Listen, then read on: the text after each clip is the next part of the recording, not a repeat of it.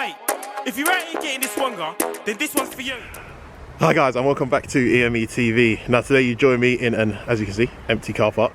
And it's just freezing today, literally. I woke up today and it was -1 degrees. As you can see, I'm all wrapped up in my big warm jacket. It took all the courage for me to come out today to try and film this video. I know I've been away for a decent amount of time, shock. I said I was gonna try and be consistent, kind of flopped. I enjoyed the festive period, obviously. Hope you all did too, and Happy New Year to all of you as well. Eating, drinking for those of you who drink. I mean, I ate a lot. I need to sort of get back in the gym now, but we're on flipping, I can't even get back into the gym, can I? But yeah, let's get back into it. So as you see by the title, I obviously bought my first diesel car. Now this is a car I've actually said in another video prior to this. I believe my last video or the one before, I can't really remember that. That's how long I've actually not been on YouTube for. That I was looking to buy this car. I've had this car for a while because I've been running it myself, but I just haven't filmed this video just due to the festive period. I said eating, drinking, that just got in the way, so I just put it on hold, so to speak. But now I finally got it. Got to show you around the car, what I bought it for, what I'm going to try and sell it for, and problems I've encountered along the way, because as you know, in this sort of industry, in the car trade and stuff like that, it's not always plain sailing. There's stuff that come up, unexpected things that can come up, which have done with this car. So I'm just going to talk to you a bit about that as well, and we'll go for a little drive. So let's get into it.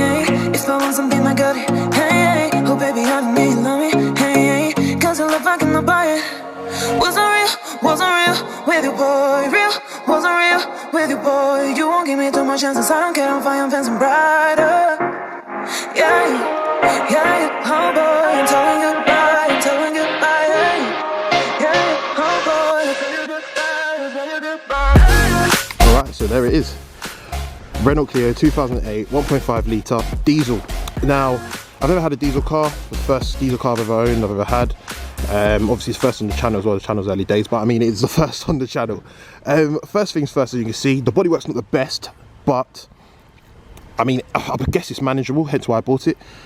This has been spray painted on, probably the first thing you've seen. It's like somebody's just sprayed it, but it's just all, I mean, let's see. So I'll put an image of what it's supposed to look like, and just look at that.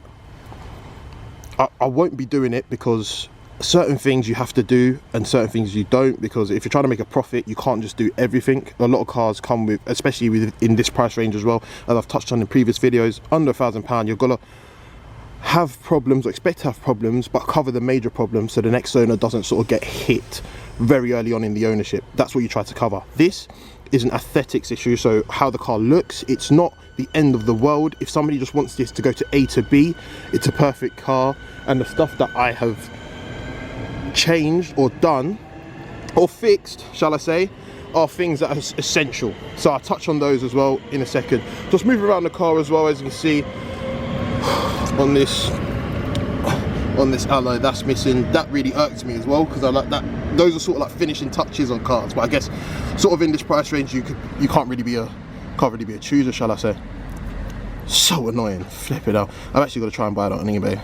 Looking at it's actually annoying me. What's coming around the back, you can obviously see a few chips in the bodywork as well, but I mean, decent car. I touch on the mileage as well. It is quite quite high, to be fair.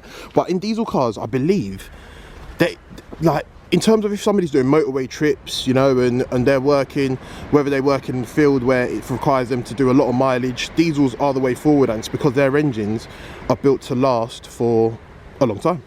But coming around this side as well, yep, this that's how it's supposed to look. But yeah, let's I want to go and sit inside because it's getting absolutely freezing, and we'll talk more in there. So yeah, just cruising along in the Renault Clio now. As I said, I bought this car for £340 exactly. I think I got steal. Like, when you buy cars for less than £400 and they're running fine, driving with a good engine, good gearbox, I mean, you've got to be in luck there. So I bought it. Before I bought it, I knew what sort of problems the Renault Clios have. Renault Clios, they're bound to have problems. One, with their heating fan in the car, that tends to go. I've got that on now. When I bought this car, the heating fan, shockingly, was not working. So I had to go and get that fixed. I got that sorted, especially during these brilliant conditions, this brilliant weather that we've currently got here in the UK.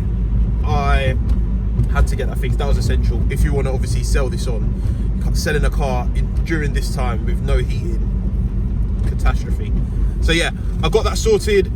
Then what I do, obviously, as I said, I don't know if I said, but I bought this car with no service history, which is obviously against my usual rules of thumb in sort of how I choose to buy cars. Now what I did is when I got the car, then I went and got it serviced, not at the dealership, because I didn't think it was going to be worth it to go and service it at the dealership. It's a 2008 reg car with 167,000 miles. I haven't got the service history, so why on earth would I go and get it done at the dealership? So I got that done privately. Didn't cost me too much. So I thought that was it. Now I was driving the car around running errands. Not that we're going.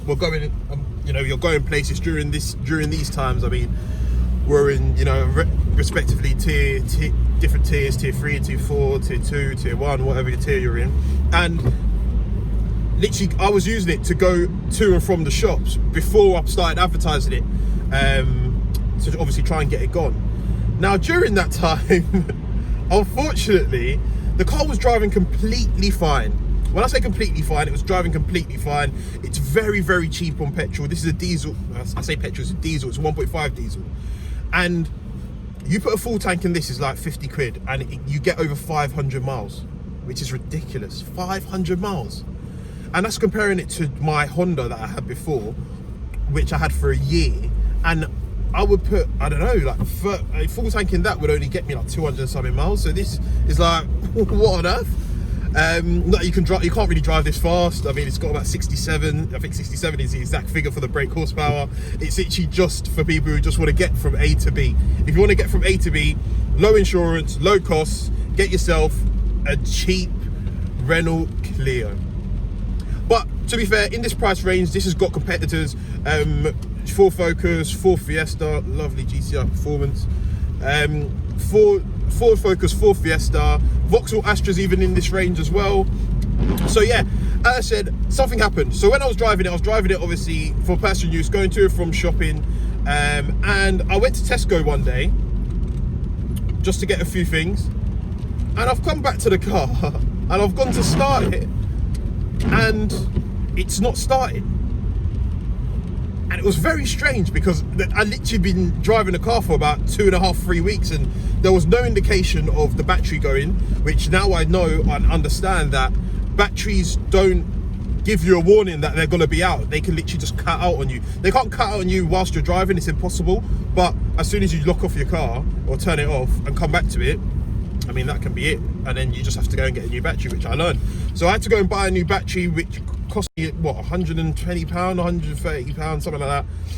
And it's just frustrating because stuff like that can happen. And, you know, when you're not anticipating it, it gets even more annoying. But hey ho, the car is, I mean, in terms of profit, I mean, now I'll be happy if I make, you know, £100, 150 quid on the car. 150 quid will be, you know, an absolute, that would be a great result. At the moment, I just want to break even, just get my money out. And another frustrating thing is that when I got the car serviced, on these Renault Clios, you have a service light that comes on when I don't know if that's an indication if you need a service or not, but I bought the car and that service light was on, which pushed me even more to go and get the car serviced. Now, when I got it serviced, that service light still didn't go. And then I got another light on the dashboard, which is a light for an electric fault. I'll probably put them up on the screen anyway now so you can see them. And it was just getting more and more frustrating. And I just wanted to show you that this is actually what can happen when you buy cars in this price range for so cheap. You think you're getting a deal, you think you're getting a bargain, which you probably are. You probably are in the hole, although be prepared for things to crop up that you weren't anticipating to bite you